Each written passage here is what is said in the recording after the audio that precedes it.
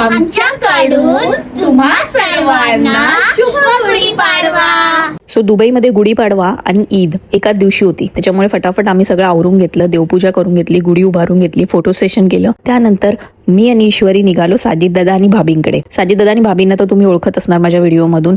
ईद असल्यामुळे आम्ही आज त्यांच्याकडे आलेलो. तर भाभींनी सगळ्यांना फोन करून आदल्या दिवशीच विचारलेलं तुम्ही व्हेज खाणार नॉनव्हेज खाणार. त्यानुसार त्यांनी व्हेज बिर्याणी, नॉनव्हेज बिर्याणी आणि शिरखुर्मा दोन्ही बनवलेलं होतं. मग आम्ही तिथे गेलो, मस्तपैकी खाल्लं. त्यानंतर मग आम्ही मस्त फोटोशूट केला. बघत होतो की कोणत्या साईडला बुर्ज खलिफा दिसतोय, कोणत्या साईडला सनलाईट एकदम चांगली आहे. कारण एवढं मस्त रेडी वगैरे झालोय तर आता थोडं शायनिंग पण तर मारली पाहिजे, फोटोशूट पण तर झालं पाहिजे. दुबईमधली मला हीच एक गोष्ट फार आवडते की इथे आम्ही सगळे सण एकत्र सेलिब्रेट करू. मग ते ईद असू दे किंवा आमचे मराठी कोणतेही सण असू दे, साजिदादा भाभी नेहमी येतात सगळ्या फंक्शनला, जेवढे पण मराठी लोकांचे फंक्शन होतात. म्हणजे आता ते आहे तर कोल्हापूरकर. भाभींनी खास ईश्वरीसाठी पुरणपोळी पण केलेली, मग ईश्वरीने पुरणपोळी पण खाल्ली. म्हणजे मिळून आम्ही सगळे सण इकडे सेलिब्रेट करतो. खूप लोकांना प्रश्न पडलेले असतात की तुम्ही दुबईत राहून मराठी सण संस्कृती सगळं करता की नाही करत, किंवा तुम्हाला करायला मिळतं की नाही. तर नाही, ते सगळे कानाकोपऱ्यातले मराठी लोक आहेत. जसे आता हे कोल्हापूरचे आहेत, मी सातारची आहे, काही लोक इथे पुण्याचे आहेत, काही लोक कोकणातले आहेत, आणि कोकणी मुसलमान लोक तर एवढी आहेत ना, खूप आहेत. त्याच्यामुळे इथे